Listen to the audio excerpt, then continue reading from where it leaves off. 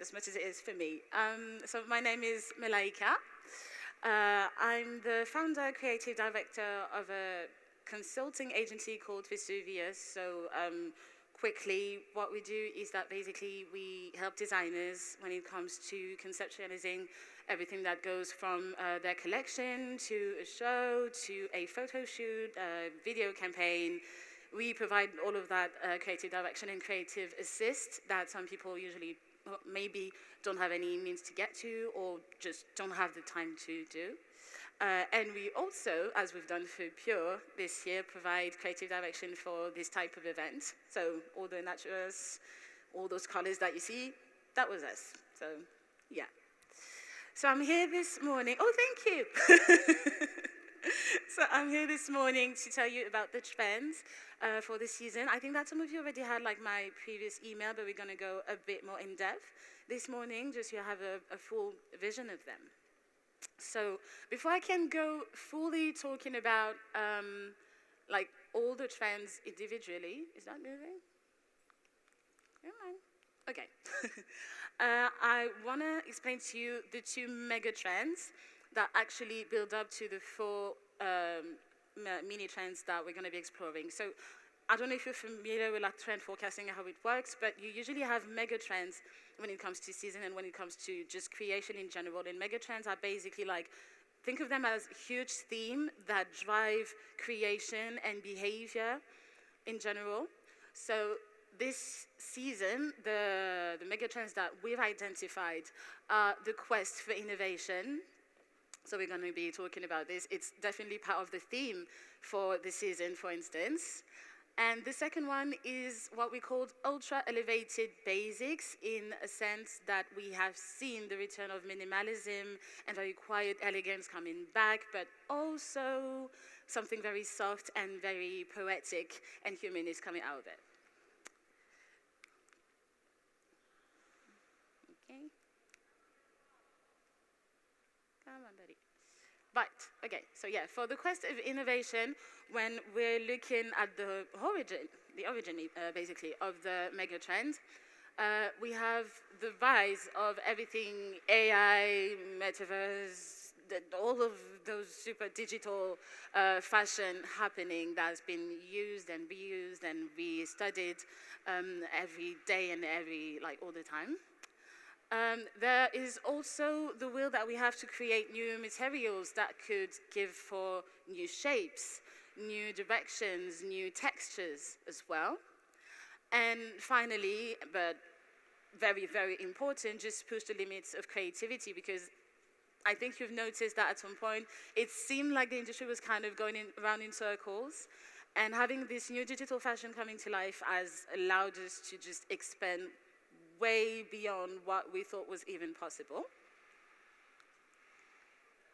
Then when we're looking at the ultra-elevated basics, the return of subtle luxury is simply because going out of all the COVID and the lockdowns and everything, the first instinct was to repurpose, re-put joy in our lives in general. So when it came to luxury, we went full blasting, loud, and then now we've finally calmed down. We're finally going back, to something more basic, more classic. So that comes from there. And also, because of the way we consume now and because of the notions of sustainability and everything, we're looking more into quality than we're looking into quantity. And quality obviously goes into taking a basic, a good fabric and make it, more effective. More on that later. Right, so let's go into trend number one, a bit more in depth, our theme for the season, Natureverse. So the origin of Natureverse has something both digital and both kind of fantasist about it. I know that at Vesuvius, when we were looking at it and imagining it, we had this idea of a digital garden, and specifically because we kind of work in terms of characters when we build out trends. And specifically here, it was basically that rather than harvesting in the gardens and, being someone who works in the nature, the consumer and the character that is born from Natureverse is basically kind of like a mystical creature born from like a digital swamp or something. As you can see in the moods that we've used, you can see that the texture are definitely something out of nature. So in either it's like water, lands, fields. There's definitely a will to like take all of those textures and make them very computer driven and very future driven. And that is also something that we have put in the color scheme that we've chosen. So you obviously have the green, but that are definitely very digital greens. You've got the metallics that go into fluorescent movement, and that can definitely help with the transparency and all of that. And then we've balanced with just a few muted colors just to, just balance everything and elevate everything, basically. So what you have to, when you think of the mood and you think of the direction of the trend, think of it as in a new natural landscape that just impregnates itself into that new digital world that we've been building for the past couple of years now. And also that we're basically harvesting the power of technology in service of nature in this one. So, oh, yes, I should have mentioned that, I'm sorry.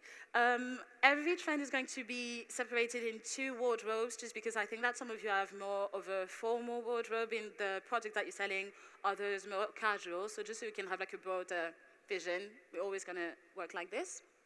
So in the formal, like, like it says on the screen, it's a complete exploration of the virtual movement in a sense that I don't know if you remember like those screensavers that we had on like the old Windows that would just move around into like all those beautiful movements and colors. We have seen them on the runway literally come to life in beautiful forms and specifically on formal garments, so specifically like the dresses that we have here, for instance. And how it includes into Natureverse is that it was to us very reminiscent of like lotus flowers and the movement of water, wind, like plants just flowing in the winds and all that. So it's very much about deconstruction, but in a very elegant and super innovative way, basically. So it's pure elegance and pure innovation. I would definitely advise to look into 3D printed garments and materials when it comes to creation, for sure. And innovative textile as well that are last way longer and all that. And maybe just have a slight focus on technical fabrics. Even if it's formal, it is a formal wardrobe, but technical fabrics have been inserting themselves more and more in that type of wardrobe. So we would definitely advise to go that route. Then going into the casual wardrobe, we're having a lot more fun. It's definitely much more creative. It's also very, very, very young, we've noticed. There's a take on all the technicals and all the utilitarian kind of looks that is very much about just trashing everything and leaning even more into that figure of, the elf-like creature that I was talking about. We lean even more into it. So you end up with basically the flowers.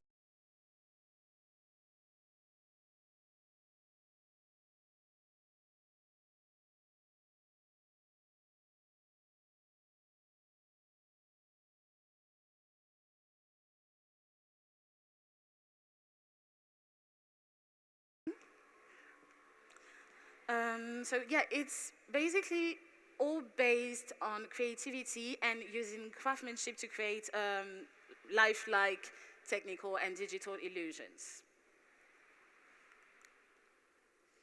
So when we're focusing a bit more on construction and on textures and on fabrics, as I mentioned earlier, definitely look into the technical fabrics. But you can also make the classic fabric in your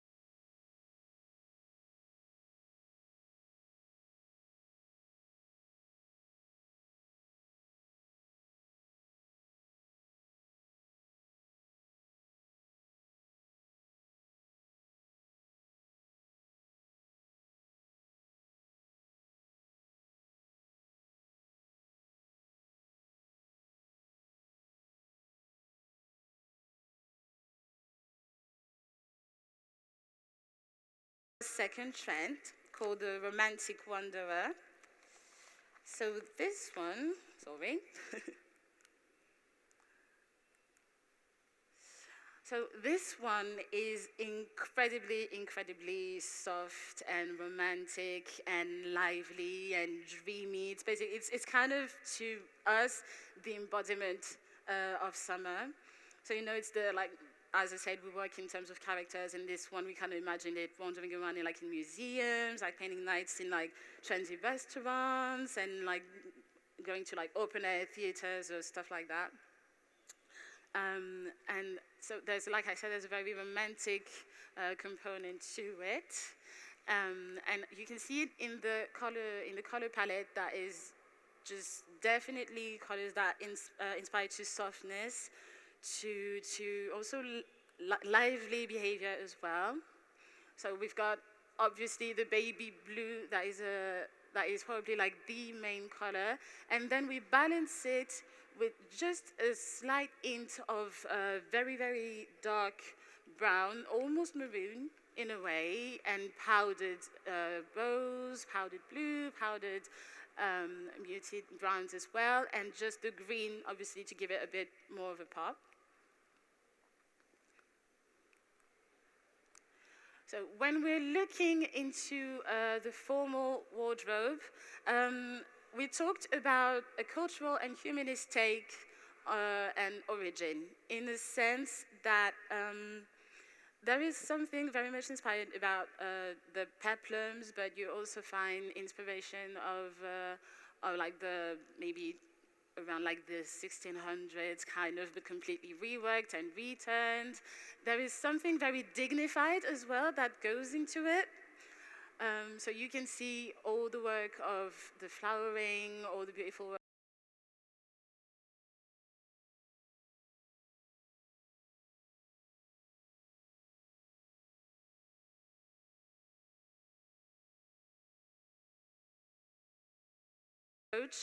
And especially and specifically very, very elegant, and it's made very accessible and welcoming as well, as far as formal goes. If you look at this type of formal wardrobe, it doesn't really feel as formal. There's a lot of a casual take on it, but it would definitely be more formal. You would go in the office wearing that, for example.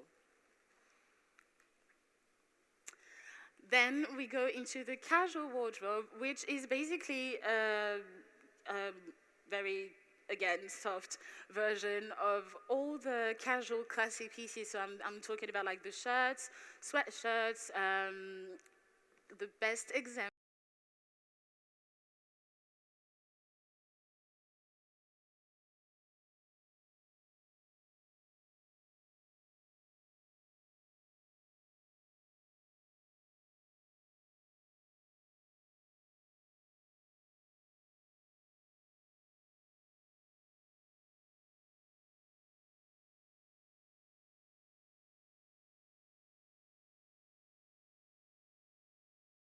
We have this very young and very fresh silhouette with like the super extra crop top, but in the very delicate needs and delicate colors as well, and these super cute pleated A-line skirts.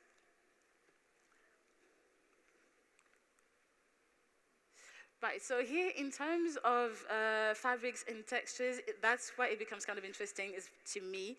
I love that we still get all the delicate fabrics, so the taffetas, the silks, all of the see-through fabrics, but that the idea is to make them as fun and as imaginative as possible. And I specifically love the use of all the beadings and the embroidery and all the those very classic luxury fabrics, but put in patchwork work. That gives it just a bit more fun and just a bit more lightness to it. I found that very interesting. On the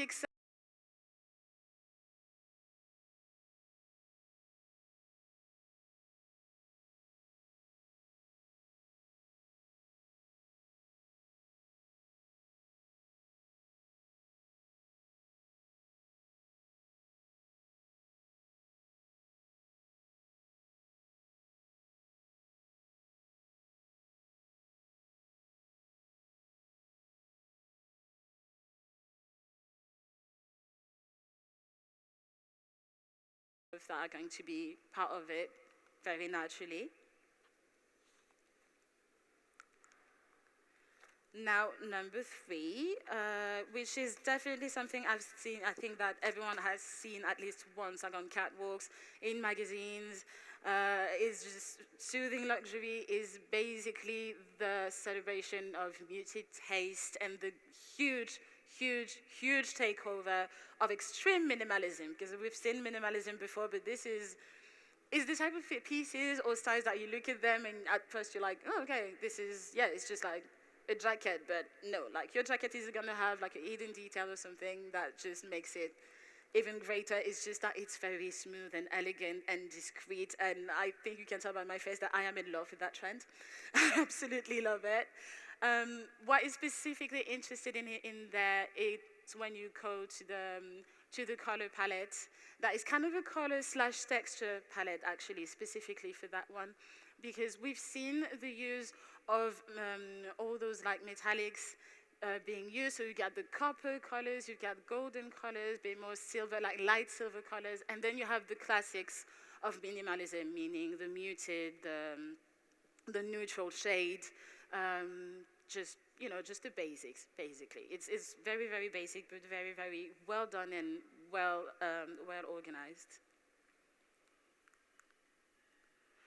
So, for our formal wardrobe, it's very smooth, very geometrical. It's also just straight to the point, basically.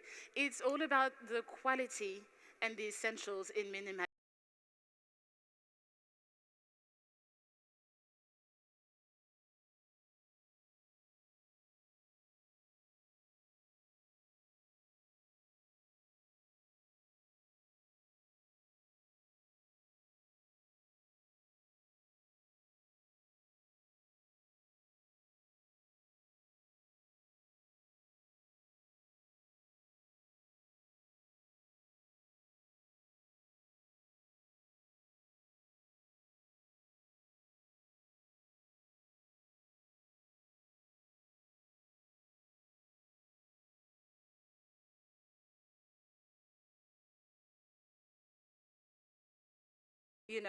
Serious simply because it is part of the formal approach as well.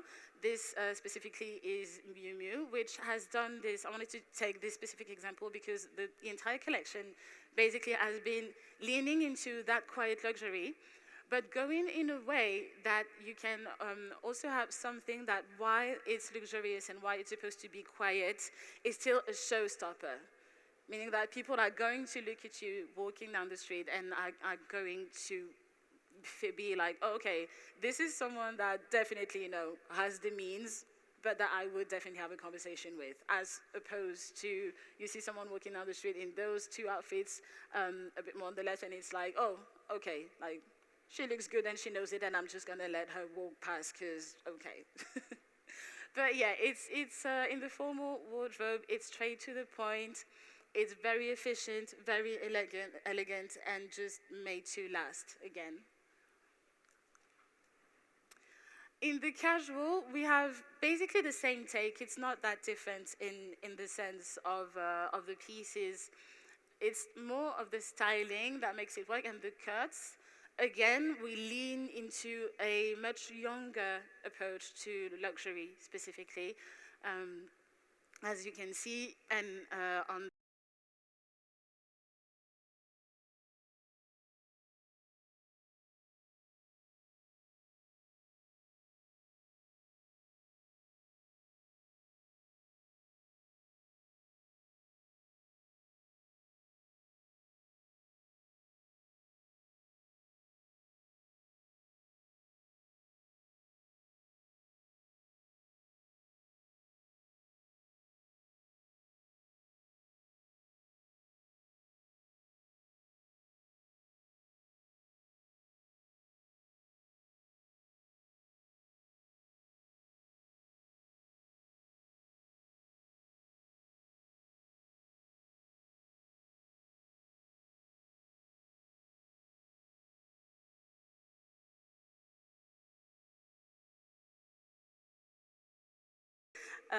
for the fabrics, and yeah, we'll stay on this one. For the fabrics and for the cuts, like as I was saying, we're gonna go for smooth, geometrical, and very much embedded in quality. The idea is to basically do something that can either be very straight with either pencil skirts, straight jackets, blazer, not fitted. Most of it is very boxy, actually, when it comes to the blazers. Or having something that is very flowy, but still very, very elegant. So sorry about that last slide. Okay, last but not least, this is kind of the fun one. This is the cool one that is born from, how could I say this? It's all about identity, first of all. And when we're talking about identity, we are talking about identity in sense of cultural identity, personal identity, social identity. This would be a very young and Gen Z kind of trend, but I do believe does apply to everyone because there has been a clear will in the past few years to just lean into who you are and lean into what you represent in terms of yourself and not what people are expecting you to be or want you to be. And the way this translates, this is more of a social trend, by the way, but I did want to include it because it's just as important. I mean, we all know that social behavior drives most of the decisions we make and the trends and everything that we do as creatives. So it was important for us to still talk about this. So we have a mix, as I was saying, between personal identity and cultural identity. The color palette is just very vibrant, full of life, fun, unapologetic.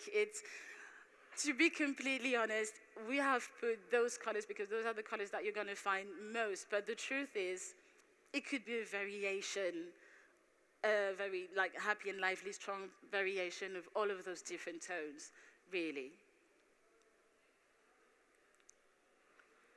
So for the formal wardrobe, as it says on the screen, it's very much like playing dress up, but still, still smart and still thought of is not just do whatever you want and see what happens, because it would be too easy.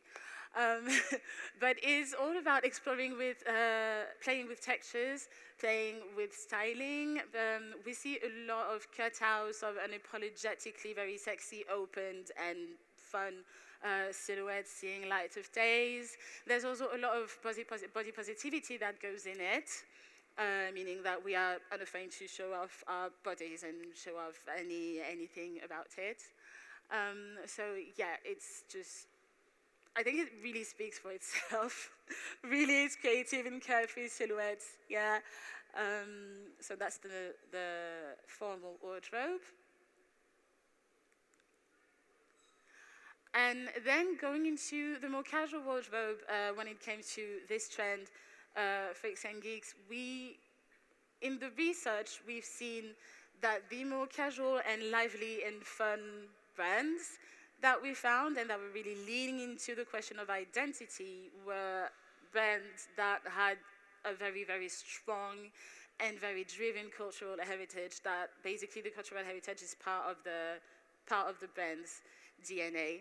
And that is something that you see reflected in the wardrobe as well, meaning that they lean into any of the cultures that they were born, they would come from or they were born in, but not in a very cliche kind of way or very on the nose kind of way. It's a perfect mix of taking from your heritage and from where you come from, but also applying it to maybe whichever country you might have been based in instead. And what is really interesting and that we love about it is that this is done not by brands that just do it as a token of diversity, but that actually live through the experience, know the culture, know what they want to represent.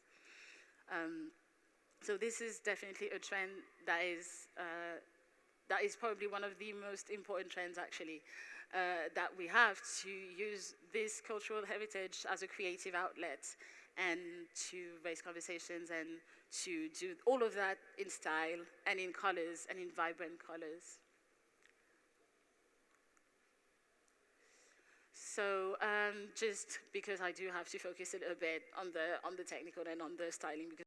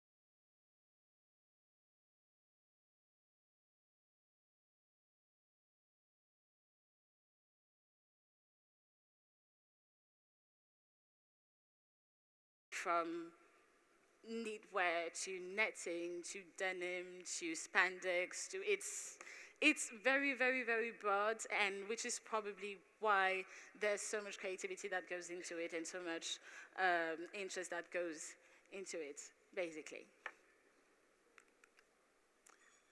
Thank you for your time and your patience. Really appreciate you guys coming this morning. And if you have any questions, I will be on the stand in the Trend Lab right over there. Thank you so much. Thank you.